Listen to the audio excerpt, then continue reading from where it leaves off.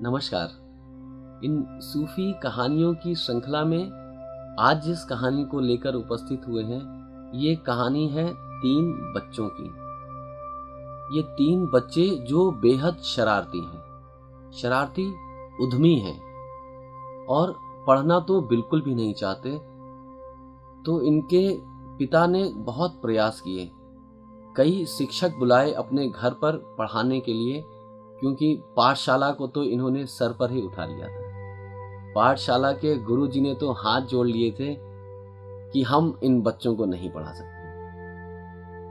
तो अंततः इनके पिता इनके लिए शिक्षक का इंतजाम घर पर ही करते हैं और घर पर जो भी शिक्षक आता, चूंकि ये बच्चे पढ़ना ही नहीं चाहते थे, तो उसे इतना परेशान करते कि वो शिक्षक छोड़ के चला जाता।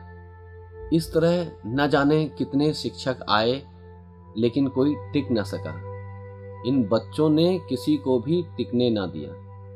इतनी शरारतें, इतनी उधम करते, इतना उस शिक्षक को परेशान करते कि वो बेचारा कान पकड़ लेता और वापस चला जाता। ऐसे ही एक बार एक नए शिक्षक की नियुक्ति होती है और जब उसे इस बारे में सब कुछ बता दिया जाता है कि बच्चे इतने शैतान हैं कि पढ़ने को बिल्कुल भी राजी नहीं है। अब ये तुम्हारे हुनर के ऊपर है कि कैसे तुम उन्हें पढ़ने को राजी कर लो।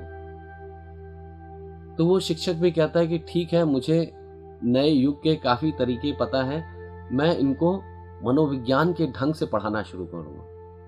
पहले इनसे मित्रता साधूंगा और जब मित्रता हो जाएगी उसके बाद फिर कुछ पढ़ाना शुरू करूंगा। तो उनका पिता कहता है कि ठीक है, जैसी तुम्हारी इच्छा, जैसे भी तुम प्रयोग करना चाहो करो, लेकिन मेरे बच्चों को पढ़ा दो, लिखा दो कि ये कुछ अच्छे इंसान बन सकें और मेरी इस संपत्ति को, मेरी इस जायदाद को संभाल सकें, इसे और आगे तक बढ़ाएं। तो शिक्षक कहता है कि आप निश्चिंत रहें, मैं इन्हें पढ़ा लूंगा। तो जैसे ही वो नया शिक्षक इन बच्चों के कमरे में आता है, तो बच्चे अपनी शरारतें शुरू कर देते हैं। कोई इसके पीछे कुत्ता दौड़ा देता है, कोई इसकी धोती खींच लेता है, कोई इसके बस्ते में छिपकली रख देता है। इस तरह से परेशान करना शुरू कर देते हैं। लेकिन वो शिक्षक अनुभवी था, हिम्मती था, समझदार था। तो उसने बोला, ठीक है बच्चों, जो तुम्हारी इच्छा करो, लेकिन मैं डरने वाला नहीं, मैं भागने वाला भी नहीं। तुमको जो करना है करो। और उन बच्चों से वो कहता है कि तुम इस धोखे में ना रहो कि मैं यहाँ तुम्हें पढ़ाने आया हूँ। मैं तो यहाँ सिर्फ खेलने आया हूँ, तुम्हारे साथ रहने आया हूँ। हम लोग खेलेंगे, कूदेंगे, पूरी मस्ती करेंगे और पढ़ाई तो बिल्कुल नहीं करेंगे। पढ़ाने में तो मेरा खुद भी कोई रुझान नहीं। बच्चे उसको आश्चर्य से देखते हैं। छोटा बच्चा तो जैसे मान ही लेता है, वो उससे खेलने लगता है, मिलने लगता है। बड़े भाई उसे समझाते हैं कि नहीं, इसकी बातों में ना आना, ये बहुत चालाक लगता है। लेकिन हफ्ता बीत जाता है, 10 दिन बीत जाते हैं और वो शिक्षक इनको पढ़ाने का कोई भी प्रयास नहीं करता। किताबों को तो जैसे हाथ ही नहीं लगाता। स्लेट जहां पड़ी है, धूल में पड़ी रहती है। ये इनके साथ खेलता कूदता, बाहर मस्ती करते इनके दिन कट रहे थे। जब 10-15 दिन ऐसे ही बीत जाते हैं, तो दोनों के बीच में मित्रता अब घनिष्ठ होने लगती है। बच्चे अब उस शिक्षक को भी अपना मित्र मानने लगते हैं। तो ऐसे ही जब एक दिन ये लोग दलान में लेटे होते हैं, लेटे लेटे वो शिक्षक इन बच्चों से कहता है कि सामने बरामदे में देखते हो कितने सारे खंबे लगे हैं। बच्चे बोलते हैं, हाँ हाँ, बहुत सारे खंबे हैं। तो वो शिक्षक उनसे पूछता है, क्या तुम में से कोई बता सकता है कि ये कितने खंबे हैं? छोटा बच्चा जैसे ही बताना शुरू कर रहा होता है, तभी उसका बड़ा भाई जोर से चिल्लाता है, नहीं नहीं, मत गिनना, मास्टर जी पढ़ा रहे हैं। और छोटा बच्चा तुरंत गिनना रोक देता है और फिर खेलने लगता है। तो ये थी छोटी सी कहानी। और देखें कहीं हम भी ऐसा तो नहीं कर रहे।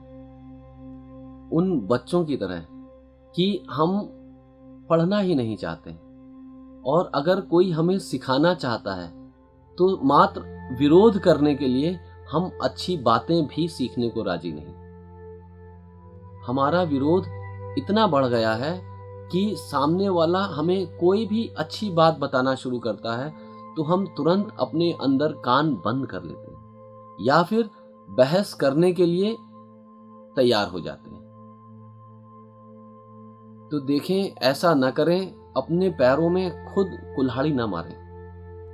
विरोध है, ठीक है, लेकिन उस विरोध को व्यक्त करने के चक्कर में आप जो कुछ जीवन में सीखने योग्य है उसे भी सीखना छोड़ दें, ये गलत है। ये आप अपना खुद नुकसान कर रहे हैं। देखते हैं उन बच्चों को, खेलना कूदना ठीक, लेकिन जहां विकास की बात आती है, जहां एकाग्रता की बात आती है, जहां समझ की बात आती है, वे तुरंत मना कर देते हैं। और सिर्फ यही एक जिद कि हम नहीं पढ़ेंगे, उनका एक अहंकार कि कोई हमें पढ़ाकर दिखा तो दे, मजाल है हम किसी से पढ़ लें, हम नहीं पढ़ेंगे। लेकिन वो अपना नुकसान कर रहे हैं, और ऐसे ही हम भी अपना नुकसान कर रहे हैं। हमारे पास आज सूचनाओं की कोई कमी नहीं। हमारे आसपास भी कुछ हमारे शुभ चिंतक होते हैं जो हमें कुछ अच्छी बातें बताना चाहते हैं, सिखाना चाहते हैं, हमें सुझाव देना चाहते हैं कि अपने जीवन को कैसे और प्रसन्नतापूर्ण, उल्लासपूर्ण बनाया जा सकता है। लेकिन हम अपने अहंकार में, अपनी जिद में बात मानते ही नहीं, हम सुनते ही नहीं। अगर सुनने की मजबूरी हो जाती है तो भी हम बहस कर लेते हैं, लेकिन हम मानते नहीं। तो कभी शांत भाव से अपने इस अंदाज को देखें, समझें और परखें कि हम जो भी कर रहे हैं क्या ये सिर्फ जिद ही है, और ये जिद हमें क्या कहीं तक लेके जाएगी, या फिर हम उन सुझावों को सुने और अमल करें अपने जीवन पर। और अमल करके देखें, 2 महीने 3 महीने तक का समय दें अपने आप को किसी नए प्रयोग को करने में। उस प्रयोग को करें और देखें, अगर जीवन में कोई सुख, कोई शांति, कोई आनंद, कोई उल्लास, कोई प्रसन्नता नहीं उतरती दिखती, तो पुराना ढंग तो है ही, हम बिगड़े हुए बर्बाद तो हैं ही, हमारी परेशानियां कहीं भागी नहीं जा रही हैं। हम जब भी लौटेंगे वो परेशानियां हमें मिल ही जाएंगी। वो दिक्कतें, वो दुख, वो पीड़ा, वो संताप तो हमारे लिए जैसे बैठे ही हैं। हम ही ने उनको पैदा किया है और वो हमारा साथ ऐसे कैसे छोड़ देंगे। तो परेशान ना हो कि हमारा ये जीवन छूट जाएगा, हमारा जीने का ये ढंग बदल जाएगा।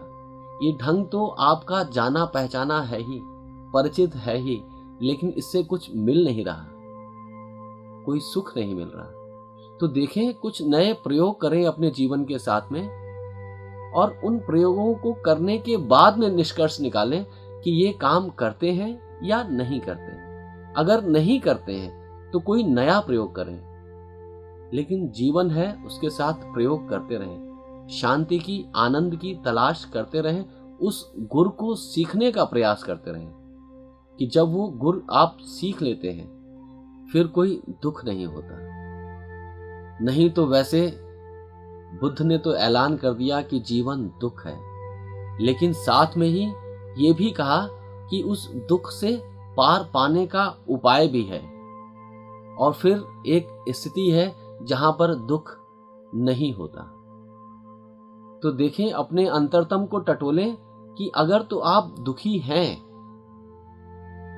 तो कुछ काम करें, कोई एक नई दिशा पकड़ें, अपने ढंग को बदलें, क्योंकि जिस ढंग से भी जीवन चल रहा है, अगर ऐसे ही चलता रहा तो जो आज मिल रहा है वही कल भी मिलेगा। आपके जीने का ढंग आज अगर आपको कष्ट दे रहा है, पीड़ा दे रहा है, दुख दे रहा है, तो यही ढंग आपका कल भी आपको यही कुछ देगा। तो अगर आप सोचते हैं कि आपको ये फल नहीं चाहिए, तो अपने ढंग को बदलना होगा, अपने जीवन की प्रणाली को बदलना होगा। और जब आप बदलेंगे तो पाएंगे परिणाम भी बदले हुए हैं, और वो सुखकर ही होंगे, क्योंकि इससे ज़्यादा बुरा तो और क्या हो सकता है जिस स्थिति में हम हैं। और इसी स्थिति में अगर रहे तो फल सदैव जीवन भर यही मिलते रहेंगे। तो कोशिश करें, छोटी छोटी ही कोशिश करें, लेकिन अपने आप को समेटें और एक रास्ते को चुनें, उस पर कुछ कदम तो चलें, कुछ दिन का अभ्यास करें। और जैसे हम अपने दुख को संभालते हैं, ऐसे ही उस होश को भी संभालें। उस यात्रा के हर एक कदम को संभाल संभाल के रखें, तो हम पाएंगे कि हमारी यात्रा आनंद में पूर्ण होती है, वहां पर जहां फिर कोई दुख नहीं रह जाता। तो सिर्फ विरोध के लिए विरोध ना करें। अगर अच्छी चीज सीखने को मिलती है तो उसे सीखें, उसे ग्रहण करें और उसके साथ में आगे बढ़ें, उसको अनुभव में लाएं। और जब अनुभव में आती हैं बातें तो हम बदलने लगते हैं, हमारा मन परिवर्तित होने लगता है, हम शुभत्व की ओर बढ़ने लगते हैं। तो इसी शुभत्व की अभिलाषा में मिलेंगे हम लोग जीवन के अगले मोड़ पर, जहाँ पर हमारी दुख पीड़ाएं कम हो चुकी होंगी, हमारी समझ परिपक्व हो रही होगी और हम जागरण की ओर आगे बढ़ रहे होंगे। सूरज की वो एक किरण, वो किरण छोटी सी ही हो, लेकिन उस किरण के रास्ते हम उस सूरज तक पहुंचेंगे, जहां पर प्रकाश ही प्रकाश होगा, अंधकार लेश मात्र भी नहीं होगा। नमस्कार।